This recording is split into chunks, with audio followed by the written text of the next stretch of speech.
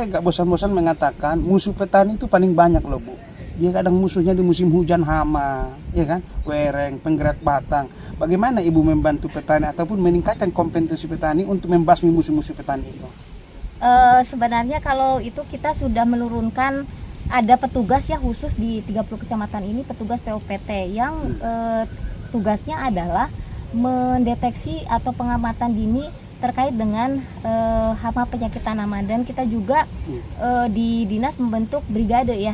Jadi kita punya gudang obat-obatan, sehingga kalau misalnya nanti ada serangan, ada apa, petani boleh mengajukan bantuan untuk melakukan pengendalian.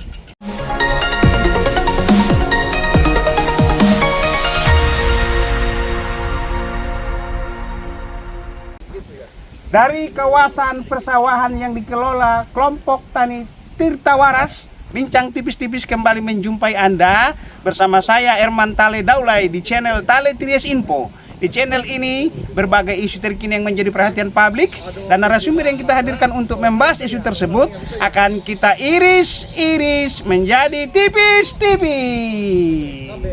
Tema yang kita angkat pada tayang kali ini adalah soal ramah lingkungan, pertanian ramah lingkungan. Kalau di Karawang disebut dengan opsi siramli, optimasi produksi padi, sistem intensifikasi ramah lingkungan. Untuk itu kita menghadirkan narasumber Ibu Nani Dewi Astuti, Kabid Tanaman Pangan Dinas Pertanian Pemkab Karawang. Bu, ini pertanian dikelola oleh kelompok tani Tirta Waras. Iya, betul. Apa yang dilakukan agar para petani juga waras memanfaatkan lahan ini agar produksi mutu dan jumlahnya meningkat? Silakan Bu. Iya. Kita ada inovasi baru ya, namanya opsi siramli, optimalisasi peningkatan produksi padi melalui sistem intensifikasi ramah lingkungan. Maksud dan tujuannya adalah kita ingin kelompok Tirta Waras ini tidak melakukan budidayanya yang jor-joran pemakaian pupuknya. Jadi diimbangi dengan pemakaian bahan organik. Di sini kita memasukkan jerami. Jerami tidak boleh keluar, tidak boleh dibakar, tapi dikemanfaatkan kembali di lahan sawah dengan menggunakan biodekomposer, pupuk hayati, dan juga menggunakan asam humat atau pembenah tanah. Selain itu juga kita menggunakan sekam yang sisa atau limbah dari pabrik penggilingan padi, kita bakar menjadi sekam bakar dan kita akan masukkan ke lahan ini. Oke, trennya gimana Bu? Siramli ini di penularannya gimana? Nah, jadi kita lakukan ini demplot di 25 hektar, jadi masing-masing satu hektar jadi 25 titik ini nanti menghampar ke sana. Demplot ini dilakukan baru di Majalaya. Nanti ke depan kita akan lakukan di kecamatan yang lain.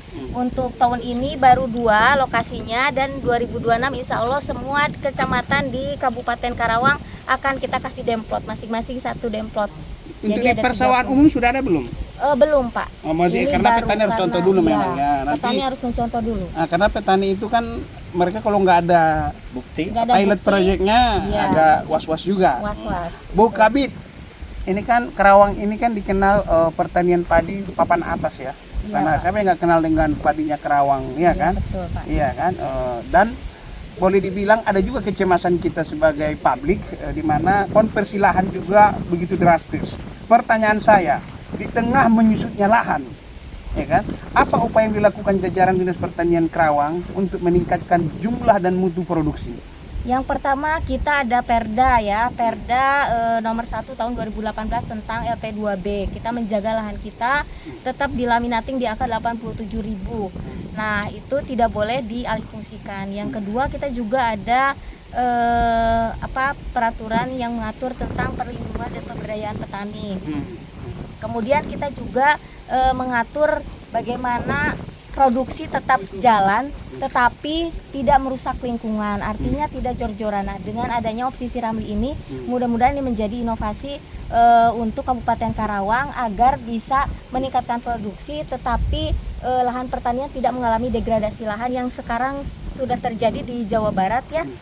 Kita berpacu mengikuti adanya Perda nomor 11 tahun 2024 yaitu Perda Jawa Barat terkait dengan penyelenggaraan pertanian organik.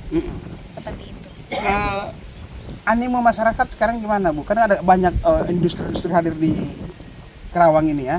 Bagaimana generasi Gen Z atau gen milenial untuk terjun ke pertanian saat ini? Nah, alhamdulillah ya kita ada beberapa organisasi pemuda tani yang bergerak di Karawang, yaitu ada satu Pemuda Tani Indonesia DPC Karawang, kemudian juga ada ambasador petani muda, kemudian juga ada petani milenial. Nah, ini ada organisasi-organisasi pemuda ini yang bergerak di bidang pertanian dan komoditas yang berbeda-beda. Ada komoditas padi, ada komoditas hortikultura, ada peternakan, ada perkebunan, seperti itu. Jadi kita menggait mereka supaya kita berkolaborasi sama-sama mendukung pertanian di Kabupaten Karawang.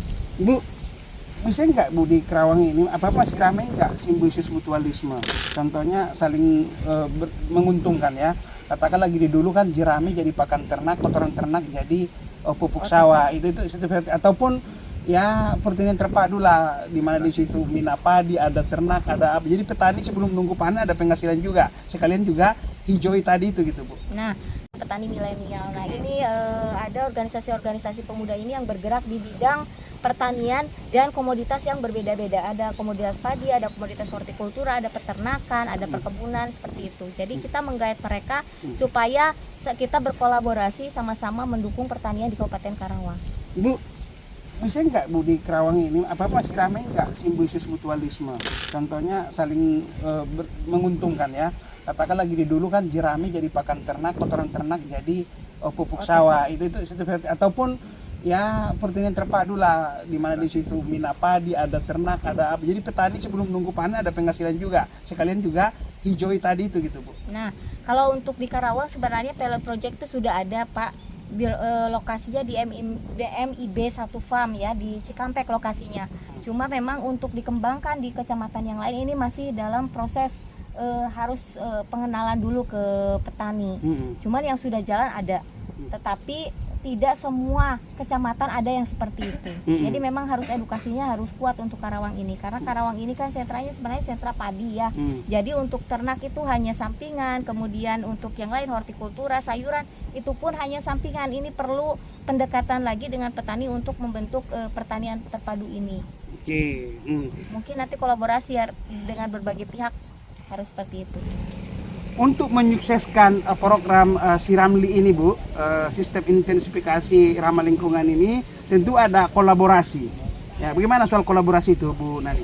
Alhamdulillah kita sudah berkolaborasi dengan Pentahelix ya. Yang pertama yaitu dengan masyarakat. Masyarakat di sini adalah kelompok tani, petani ya, UPJA, kemudian pemuda tani, dan yang kedua pemerintah ya. Pemerintah ini Camat Majalaya, pemerintah Desa Ciranggon, kemudian juga Bapeda, dan dari Kementerian Pertanian melalui BRMP Jawa Barat, kemudian Lab Mutu Beras dan Pasca Panen Rawagabus, kemudian juga Dinas Tanaman Pangan dan Hortikultura Provinsi Jawa Barat.